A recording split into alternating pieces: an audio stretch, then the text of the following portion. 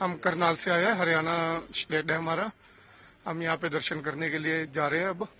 तो हम बालटाल से स्टार्ट करेंगे अपनी यात्रा। यहाँ की सुविधाएं वगैरह यहाँ की बहुत अच्छी सुविधा है, बहुत अच्छा इन्होंने ट्रीट करा हमारे साथ, कोई वो नहीं, कोई आना दिक्कत। चाहिए हर किसी को। हर किसी को आना चाहिए।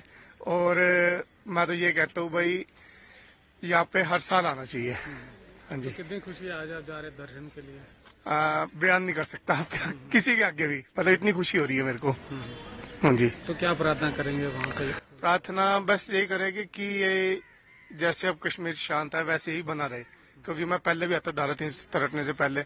उस टाइम तो जैसे फौजी आगे पीछे बहुत लाइन होती, कभी पत्थरबाजी हो जाती, कुछ भी हो जाता, बट अब कोई डर नहीं है। जैसे मैं कल भी आया, कल भी अपना घूम के आया, मार्केट में खुले हम, कोई दिक्कत नहीं है।